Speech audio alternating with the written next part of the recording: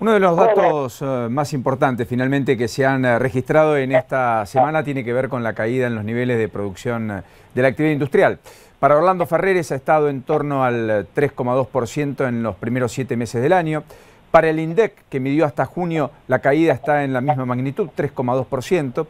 Y apareció el dato de Fiel en el día de ayer respecto a una caída muy fuerte en julio del 5,5% que arrastró efectivamente una mayor caída inclusive que en el primer trimestre de los niveles de actividad industrial hasta el 4,2% acumulados. En este sentido es que quiero hablar con Daniel Artana, el economista jefe de Fiel. Doctor Artana, ¿cómo le va? ¿Qué dice? Paulino Rodríguez lo saluda. Buen día. ¿Cómo le va, Paulino? ¿Qué dice? Bien, gracias. Bueno, básicamente hay una influencia fuerte del sector automotriz, pero en general, salvo siderúrgica, todos los segmentos están a la baja, digamos. Sí, la verdad que los datos no han sido buenos. Hay un problema del sector automotriz que se viene manifestando desde finales del año pasado, principios de este año, pero hoy uno tiene muy pocos sectores dentro de la industria que crecen, ¿no? Da la impresión que además es un escenario que llegó para quedarse porque no hay perspectiva de reversión, más bien la caída en julio ha sido más aguda que en otros meses. Sí, uno tiene una situación complicada, en general, como decíamos antes, más relacionado con automotores, la metalmecánica, y las caídas son julio contra julio 30% en la producción de autos, casi 11% en la metalmecánica, pero también está golpeado el sector textil, en fin, en general es un problema que se extiende además más allá de la industria, ¿no? Porque uno tiene una cantidad de indicadores que en general son bastante negativos sobre la actividad. Tenemos problemas con los salarios reales, problemas con el empleo, problemas con ventas en comercio, problemas en la industria, problemas en la construcción. Es decir, es una cuestión bastante generalizada que empezó a finales del año pasado. Bueno, en el sentido del empleo en particular, el INDEC mismo ha reconocido la destrucción de 400.000 puestos de trabajo en el primer semestre, digamos, no es poca cosa.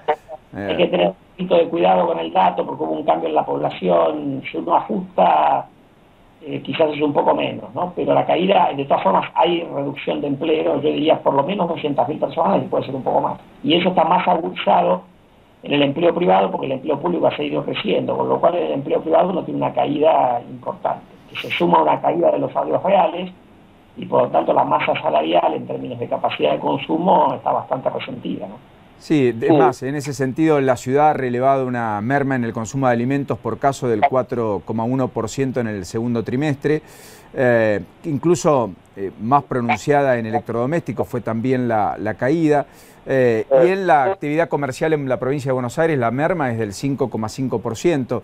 Digo, son guarismos oficiales que están marcando un enfriamiento que más que entibiamiento es enfriamiento definitivamente, ¿no? Sí, por eso los datos no son buenos y lo que es importante marcar es que no es de ahora, esto viene desde el final del año pasado, la tendencia ha empeorado un poco, pero ya si usted mira la medición que hacemos nosotros de actividad económica y también la medición del gobierno muestra que la contracción empezó en el cuarto trimestre del año pasado.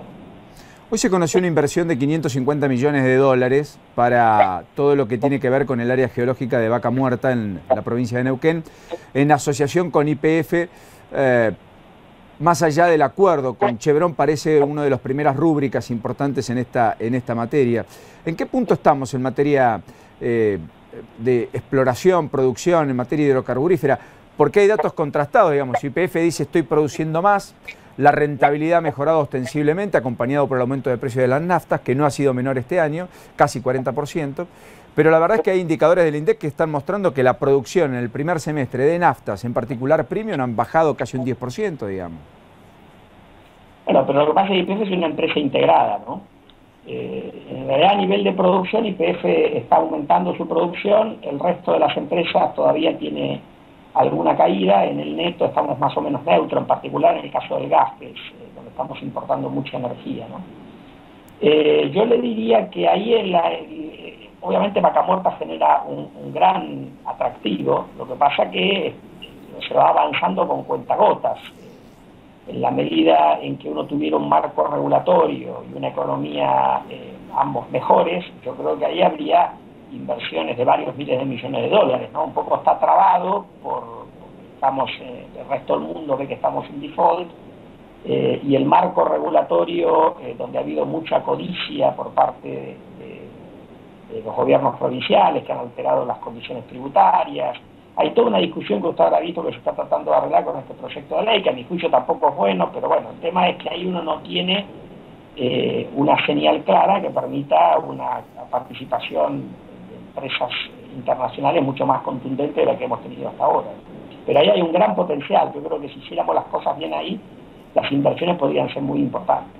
¿Cuál sería un marco regulatorio que atraiga inversiones? Digamos, entre la propuesta oficial que está intentando imponer el oficialismo y que parece que acercaron posturas ayer, en particular con Zapag y Martín Bussi, aquí en la Ciudad de Buenos Aires, el ministro de Vido, y la perspectiva de las provincias que quieren aferrarse a ese recurso natural que está en su subsuelo, que ha sido garantizado por la Constitución y que le ha permitido efectivamente esta arbitrariedad en el cobro de impuestos y también en el manejo de las concesiones? ¿Cuál sería un marco regulatorio medianamente modelo que a nivel internacional haya dado frutos y que podría evidentemente ser un reflejo para la Argentina? Primera cosa es que uno no puede intentar con una ley de hidrocarburos compensar otras distorsiones de la economía. Lo que hay que hacer es arreglar esas otras distorsiones, porque el marco regulatorio trata de limitar la discrecionalidad de las provincias, lo cual yo creo que es bueno, ¿no? Esto no quiere decir que las provincias tienen que ceder su participación en la renta petrolera, pero la tienen que hacer predecible. Y ahí lo que ha pasado en los últimos años en la Argentina, si uno tiene una mirada más larga, es que han subido ingresos brutos, han subido distintas cuestiones y también los municipios, y con lo cual le van mordiendo a las empresas petroleras de forma ex post después que la gente invirtió, ¿no? Además de eso, usted tiene que hay retenciones a la exportación de productos y además tiene restricciones cambiarias para girar dividendos. Entonces, en realidad uno tiene un cóctel que no es muy atractivo. ¿Cómo lo quiere compensar el proyecto de ley? Yo creo que eso está mal, licitando contra inversiones, que eso obviamente le gusta a las empresas, porque a nadie le gusta poner plata adelante, digamos, que es lo que hacen a veces otros países. Usted podría tener un marco regulatorio que permitiera ampliar la parte en plata que se lleva en el gobierno nacional y las provincias, si estuviera dispuesto a corregir las distorsiones de precios que tiene la economía argentina a nivel de los productores, que todavía siguen recibiendo por el petróleo y sus derivados un precio que es inferior a los precios internacionales. Si después la Argentina quiere vender la nafta barata o el gas barato, es una decisión del gobierno argentino que no debería pedir que los productores la compartan, digamos. Ahí ha habido un error en la política energética en los últimos años y eso ha generado un desincentivo a producir, que ahora están tratando de corregir, reconociendo precios mucho más altos para la inversión nueva, pero otra vez uno no sabe si le van a trabar exportaciones, si le van a dejar girar dividendos. Sería interesante que en lugar de hacer las cosas con acuerdos que no se conocen, acuerdos secretos como el de Chevron, uno lo hiciera en forma transparente. O sea, es más... en la política macroeconómica que se basa en controles de precios, controles de utilidades. Si hacemos las cosas al revés de lo que hace el resto del mundo, uno desalienta la inversión y después termina devolviendo la plata de alguna otra manera que no es la adecuada. Con lo cual es más un problema de precios y equilibrios macroeconómicos que de legislación en sí. Sí, yo creo que en la Argentina, si hay una rentabilidad importante en la actividad, es natural que el Estado quiera llevarse una parte de esa rentabilidad. Lo que pasa es que los otros países lo hacen de una forma transparente, no tratan después de controlar precios, trabar dividendos, porque usted ahí hace una ensalada en la cual nadie sabe bien cómo terminan. O sea, las provincias en sí, a su vez, groseramente perjudicada por el control de precios que hubo a nivel de los precios al productor, en los precios del gas que le aceptaron las regalías. Entonces, usted entra en un juego donde todo es discrecional, y eso parte de una política equivocada, que como le dije antes, pisó precios, porque esto está mal tener los precios alineados con los precios internacionales, está mal girar dividendos al exterior, y eso no es muy atractivo. Entonces, usted después, para conseguir inversiones, termina compensando de otra manera. Yo creo que las cosas hay que hacerlas al derecho, no al revés, y después tratamos de ponerlas al derecho con acuerdos que no son transparentes. Ayer el gobierno logró imponer el dictamen favorable y va a ser discutido el miércoles próximo en el recinto a la ley que intenta modificar la jurisdicción del pago de los bonos bajo la jurisdicción de Nueva York de la Argentina, tanto los que han sido reestructurados como abrir una cuenta en un fondo fiduciario del Banco Nación u otro banco, otra entidad en otro país quizás, para los famosos holdout. Naturalmente las mismas condiciones que el 2005 y el 2010 se reabrieron los canjes y que han sido desechados hasta aquí, por lo cual han litigado. ¿Cree que va a tener efectos prácticos o que es una decisión más política que económica? Yo creo que alguna lesión va a haber, porque hay gente que no tiene por ahí el temor a que el juez... Porque la discusión acá es si hay fondos que pueden aceptar bonos bajo legislación argentina, que hay gente que tiene restricciones y por ahí no puede, quizás ya los hayan vendido los bonos que tenían en nuestro país. Y después hay una discusión de si la sentencia del juez puede extenderse el riesgo de desacato y de penalidades a quienes en alguna medida colaboren con Argentina para gambetear un poco los efectos de la sentencia.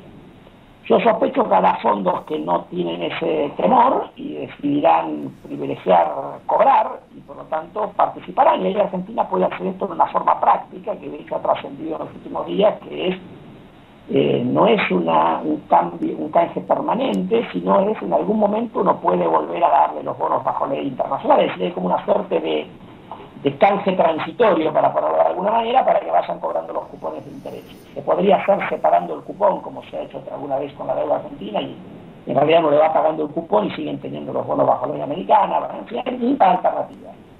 Y habrá algunos que no pueden participar. Ahora, estos que no pueden participar, ¿qué van a hacer? ¿Van a acelerar los bonos y complicarnos la vida? ¿Van a venderlos y hacer eventualmente alguna pérdida? No sé. Ahí habrá que ver.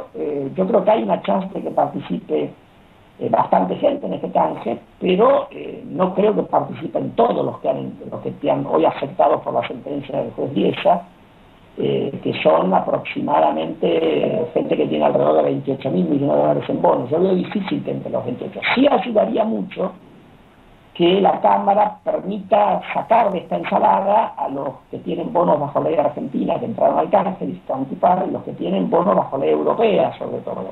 Porque eso reduciría el problema a menos de la mitad, que serían los bonos bajo ley americana. Porque ahí yo creo que, además de que la sentencia de los jueces es mala, se excedió porque está afectando a gente que tiene bonos que no están bajo legislación americana, pero cuyo pago de intereses pasa en alguna medida por Estados Unidos, y ahí es donde había estado el bloqueo. Y eso, si eso se consigue destrabar en el mes de septiembre, creo que la Cámara va a pasar sobre este punto, quizás vayamos acortando el problema, digamos. Y eso ayudaría obviamente a que esta movida del gobierno argentino sea más exitosa. Pero hay un gran signo de interrogación respecto a la efectividad de esta movida. Habrá que ver en los próximos días qué es lo que pasa. Correcto. Artana, lo último, hay una especie de vuelta al furor por el dólar. Efectivamente, ayer se dispararon las acciones, subieron mucho los bonos, todo el mundo en tren de dolarizarse, se corrigió el paralelo, amplió la brecha con el dólar oficial, lo puso en casi 14,40, marcando nuevos récords, etcétera. ¿Qué cree que está ocurriendo? Naturalmente uno intuye que es fruto de la restricción, pero quiero decir, en perspectiva, ¿esta es la tendencia irreversible o es marco de volatilidad absoluta y así como hoy sube, mañana puede tener bajas importantes como ya ha ocurrido? Bueno, eso dependerá de lo que el gobierno haga. Y además estos mercados son volátiles.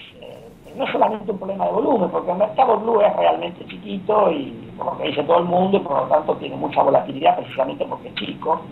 Pero el mercado del contado con liqui no es tan chico y también ha tenido una suba muy importante, la cotización del dólar ahí. Ahora esto, si el gobierno lo que nos dice es que cada vez va a haber más peso, porque tenemos cada vez más déficit fiscal financiero con emisión, a lo cual se suma la presión de los gobiernos provinciales. Usted va a ver ahora la guerra que van a empezar a amenazar a algunas provincias con emitir patacones, va a empezar ese juego de tira y afloja con el gobierno nacional, tratando de conseguir que le manden peso. Entonces uno ve mucho más peso en el horizonte y ve menos dólares. Se cae la soja, está el problema de Brasil, no hay financiamiento externo, y el tipo de cambio se va a depreciar. Ahora, el gobierno puede corregir eso. Lo ideal sería que arreglara el problema fiscal, cosa que dudo yo que haga, no creo que lo hagan, porque no creen que ese es un problema, y yo creo que están profundamente equivocados en eso. La otra cosa que pueden hacer es poner un torniquete, subiendo tasas de interés, eventualmente pueden desdoblar el mercado cambiario y dar una salida más formal a esta suerte de mercado paralelo. Entonces hay muchas cosas que el gobierno puede hacer. Si el gobierno sube la tasa de interés, va a controlar el tema por un tiempo, no un puntito como la subió, tiene que subir bastante más. Si no lo hace, quizás se siga deslizando. Va a depender un poco de cómo evolucione la cosa, pero si uno pone muchos pesos y hay pocos dólares, el tipo de cambio se va a depreciar, a menos que le pongan el torniquete monetario vía suba la tasa de interés. Lo que está claro es que se esperan medidas en ese sentido, anuncios en puerta del Gobierno Nacional, y al mismo tiempo usted remarca esta lógica de que podría volver a insistirse en la idea por parte de gobiernos provinciales de emitir moneda local, al menos primero como presión, luego podría concretarse si es que finalmente la plata no llega. Sí, bueno, yo creo que hay un riesgo ahí. Usted lo que tiene es una situación de fragilidad fiscal y todos van sobre el Banco Central. Lo ideal sería corregir la situación de fragilidad fiscal que se ha dado con una presión tributaria récord para la región. O sea, Argentina es el campeón en cobrar impuestos. Lo que pasa es que lo que hemos hecho es gastarnos toda la plata. Entonces acá el gobierno no quiere hablar y todos los que opinan a favor del gobierno, del ajuste, pero en realidad el gobierno, el sector público argentino está fuertemente desajustado. Se tiene que poner en caja porque lo que está haciendo es hacernos pagar las consecuencias a todos los que estamos en el sector privado. Nos matan con impuestos, e igual sigue habiendo una inflación alta, igual sigue habiendo un receso, es decir, la economía está ajustando. Lo que no ajusta al sector público lo termina ajustando de más el sector privado. Lamentablemente hay mucho de discurso vacío y hoy está pagando, hay mucha gente que la está pasando muy mal producto de la torpeza de las decisiones públicas que viene ocurriendo a mi juicio desde hace bastante tiempo. No es de ahora esto. El problema acá empezó hace muchos años atrás. Y lo que pasa es que se va manifestando a medida que el gobierno se fue comiendo los márgenes de acción que tenía. Doctor Daniel Artana, hasta la próxima. Gracias por este ratito. Muy gentil. Ahí estaba Daniel Artana, el economista jefe de la consultora Fiel, a propósito de toda la diversidad de planteos en materia económica en este trajín de día jueves.